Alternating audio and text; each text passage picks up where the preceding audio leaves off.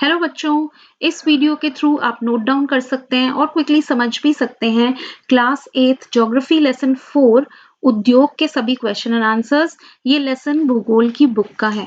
तो शुरू करते हैं महत्वपूर्ण बिंदुओं से, क्योंकि ये जो महत्वपूर्ण बिंदु हैं इनके ऊपर भी बहुत बार 1 मार्कर्स क्वेश्चन आ जाते हैं। तो सनराइज उद्योग क्या है? ये आईटी उद्योग जो उभरता हुआ उद्योग है उसको हम सनराइज उद्योग कहते हैं। ये इंपॉर्टेंट पॉइंट है बहुत ज्यादा। फिर सूचना प्रौद्योगिकी यानी आईटी क्या है? तो ये सूचना का भंडारण, प्रसंस्करण और वितरण, इसको हम सूचना प्रौद्योगिकी कहते हैं। मतलब इंफॉर्मेशन को स्टोर करना, उसको डिस्ट्रीब्यूट करना, उसको प्रोसेस करना, ये सब आईटी में आता है। और सूचना प्रौद्योगिकी के मुख्य केंद्र कहाँ कहाँ पे हैं? मध्य कैलिफोर्निया की सिलिकॉन वैली और भारत का बेंगलुरु क्षेत्र, ये सूचना प्रौद्योगिकी के मुख्य केंद्र है। मतलब यहाँ पे इससे रिलेटेड बहुत काम होता है। फिर सेकेंडरी सेक्टर या द्वितीयक क्रियाकलाप या विनिर्माण क्या है? ये ऐसा उद्योग है जो कच्चे माल को लोगों के लिए अधिक मूल्य वाले उत्पादों में बदल देता है, जैसे कि अचार बनाना। तो आम जो है वो प्राथमिक क्षेत्र का प्रोडक्ट है, और आम से जब हमने अचार बना दिया तो वो द्वितीयक क्षेत्र का प्रोडक्ट है। टिस्को की full form Tata iron and steel company, बहुत इंपॉर्टेंट क्वेश्चन है ये। और ये भारत की पहली आयरन एंड स्टील इंडस्ट्री थी। फिर जूट, रेशम, कपास, ये सब प्राकृतिक रेशे हैं, नेचुरल फाइबर्स हैं। प्रगलन क्या है? ये वो प्रक्रिया है जिसमें धातुओं को उनके अयस्कों से उनके गलनांक बिंदु से अधिक गर्म करके निकाला जाता है। और ग्रेट लेक्स यूएसए और कनाडा के बॉर्डर पे बसी हुई हैं। तो ये 5 बसी हुई हैं, मतलब ये वहां पर हैं। तो 5 लेक्स हैं, lake superior, Huron, Ontario, Michigan और एरी। तो ये 5 लेक्स हैं, इनमें से सुपीरियर लेक सबसे बड़ी है। तो ये आपको याद रखना है, इस झील का नाम सुपीरियर झील, और ये बहुत बार पूछ लिया जाता है। अब चलते हैं क्वेश्चन एंड आंसर्स पे। उद्योग शब्द को परिभाषित करें। तो उद्योग एक आर्थिक गतिविधि को संदर्भित करता है जो वस्तुओं के उत्पादन, खनिजों के निष्कर्षण या सेवाओं के प्रावधान से संबंधित है। उद्योग को हम एक फैक्ट्री के रूप में सोच लेते हैं, लेकिन ऐसा नहीं है। उद्योग में किसी भी प्रोडक्ट को बनाना, उसका उत्पादन, सबसे पहले तो जैसे हम मैंगो उगाया और उसको प्रोसेस करना, यानी हमने उसका अचार बना दिया, और उसकी सेवाओं से रिलेटेड उसको बेचना, तो ये सब चीजें टोटल मिलाकर उद्योग में आती हैं। तो कॉटन टेक्सटाइल इंडस्ट्री है, जैसे कॉटन टेक्सटाइल उद्योग है, तो कॉटन बना उगाना, उससे कपड़े बनाना, उसको बेचना, वो सब इसका पार्ट है। तो लोहा और इस्पात उद्योग, एल्यूमिनियम उद्योग आदि। फिर वे कौन से तथ्य हैं जो उद्योग की अवस्थिति को प्रभावित करते हैं? मतलब कोई उद्योग कहाँ पे होना चाहिए, उसकी स्थिति कहाँ होनी चाहिए, इसको कौन से फैक्टर्स डिसाइड करते हैं? तो अगर आपने कोई इंडस्ट्री कहीं बनानी है तो आपको ये चीजों पे ध्यान रखना पड़ेगा कि उस जगह के आसपास कच्चा माल अवेलेबल हो, उपलब्ध हो। जैसे कि अगर आयरन एंड स्टील इंडस्ट्री बनानी है तो आयरन की अवेलेबिलिटी वहां पे होनी चाहिए, वरना क्या फायदा? रॉ मटेरियल बहुत महंगा हो जाएगा, ट्रांसपोर्टेशन की कॉस्ट बढ़ जाएगी। और जहां पे भी इंडस्ट्री बना रहे हैं वहां पे विद्युत हो, यानी बिजली हो, भूमि हो, वहां पे परिवहन हो, ट्रांसपोर्टेशन हर तरह का, बसेस, कार, सब कुछ अवेलेबल हो। संचार, कम्युनिकेशन हो पाए, बातचीत होने के लिए फोन, टेलीफोन लाइंस वगैरह हो। श्रम हो, यानी लेबर मिले। काम कौन करेगा? लेबर्स करेंगी, वो मिलनी चाहिए। पूंजी, इन्वेस्टमेंट, पैसा जो चाहिए वो होना चाहिए। बाजार के आसपास होना चाहिए, जल के आसपास होना चाहिए।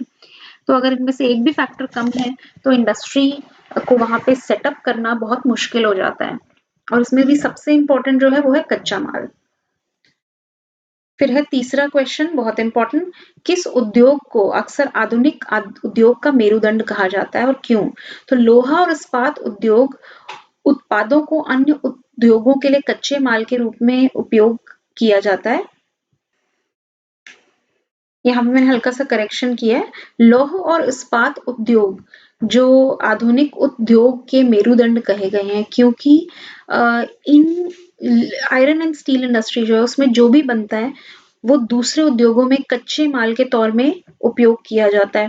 जैसे अगर कोई भी इंडस्ट्री है उसमें मशीन्स चाहिए, तो हर मशीन के लिए लोहा और इस्पात लगा हुआ है, और इवन अगर आपको बैठने के लिए डेस्क चाहिए तो डेस्क या चेयर या टेबल सब में कीलें लगी हुई हैं, वो भी आयरन एंड स्टील की हैं। तो तकरीबन सब कुछ इन्हीं के साथ बनाया जाता है, चाहे छोटा सा सेफ्टी पिन हो या बड़े से बड़ा जहाज। तो ये जो है आधुनिक उद्योग का मेरुदंड है, लौह और इस्पात उद्योग। अब ये जो क्वेश्चन है, फोर्थ क्वेश्चन, हम उद्योग को किस आधार पर वर्गीकृत करते हैं? तो ये वैसे एक बहुत लॉन्ग क्वेश्चन के रूप में मैंने यहाँ पे दे दिया है, पर ये इतना लंबा क्वेश्चन आंसर नहीं पूछा जाता है आपसे। आप इसके 3 टाइप्स हैं, आपको कोई भी एक टाइप एट अ टाइम पूछी जाएगी कि उद्योगों को क्लासिफाई करें, वर्गीकृत करें कच्चे माल के आधार पे, तो आपने ये पूरा आंसर लिखना है। और इनमें से अकेले-अकेले पोर्शन पे भी आपको पूरा क्वेश्चन आ सकता है, 1 मार्कर भी आ सकता है। सो इसको समझ लेते हैं। अगर ये क्वेश्चन आता है कि भाई उद्योगों को कच्चे माल के आधार पे वर्गीकृत करें, तो 4 तरह के उद्योग हैं, कृषि आधारित, खनिज आधारित, समुद्र आधारित और वन आधारित। इसका मतलब ये है कि जो उद्योग कच्चे माल के रूप में पौधों और जानवरों पर आधारित उत्पादों का प्रयोग करते हैं, वो कृषि आधारित उद्योग हैं। खनिज में कच्चे माल के तौर पे मेन जो रॉ मटेरियल है, कच्चा माल है, वो खनिज है। समुद्र आधारित उद्योग में समुद्र या महासागर से प्राप्त उत्पाद जो हैं, वो कच्चे माल के तौर में यूज होते हैं। वन आधारित उद्योग हैं, वो वन से प्राप्त उत्पादों का यूज करते हैं कच्चे माल के रूप में। तो जैसे कृषि आधारित उद्योग है, वनस्पति उद्योग या सूती वस्त्र, ये सब इसका पार्ट है। खनिज में लोहा और इस्पात, समुद्र आधारित मछली का तेल बनाना, समुद्री भोजन, या इवन जो मोती बनाना है, पर्ल इंडस्ट्री है, मोती भी जो है वो समुद्र से मिलता है, तो वो भी समुद्र आधारित उद्योग हो गया। फिर कागज बनाना, उसके लिए पेड़ चाहिए होते हैं, पेड़ जंगलों में उग रहे हैं, तो वो वन आधारित उद्योग है। आप इन एग्जाम्पल्स के अलावा भी बहुत एग्जाम्पल्स हैं जो आप लिख सकते हैं।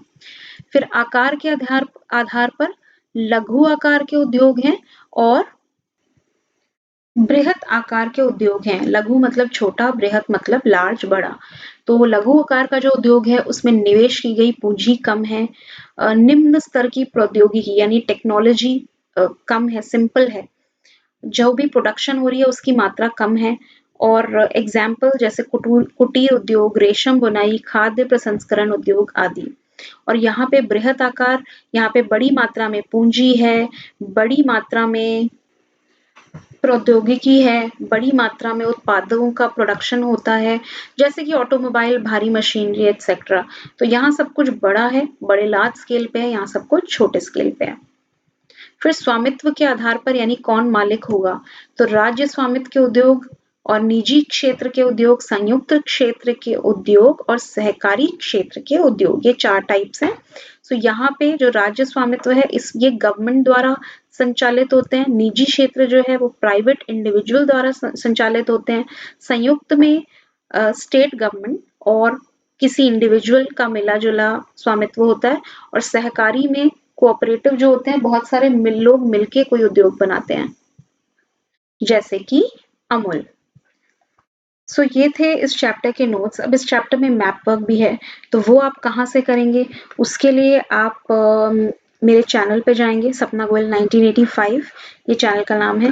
यहाँ प्लेलिस्ट में जाएंगे, इस प्लेलिस्ट में एक मैप नाम से लिस्ट है, इसमें आप जाएंगे तो इसके अंदर आपको क्लास 8th के मैप्स भी दिखाई देंगे। 5 वीडियोस हैं इसमें, 6 to 10th सारे मैप्स हैं। तो इसमें आप ये 2 मैप्स करेंगे, एक सब मेजर स्टील प्लांट्स जो कि इंडिया के मैप पे है, ये सारे प्लेसेस आपकी बुक से ही लिए गए हैं, और वर्ल्ड मैप पे major iron and steel industries आपने करना है। ठीक है, आपके बुक में तो बहुत सारा मैप वर्क दिया हुआ है, तो हमें कुछ सिलेक्टेड चीजें करनी होती हैं। मैप वर्क आप अपनी टीचर से पूछकर उनकी परमिशन से करेंगे कि वो आपको क्या करवाना चाहती हैं। सो आई होप आपको नोट्स पसंद आए होंगे। शेयर जरूर कीजिएगा वीडियो को, और अगर कोई कमी लगी हो तो वो मुझे कमेंट्स में जरूर बताएंगे। Thank you so much.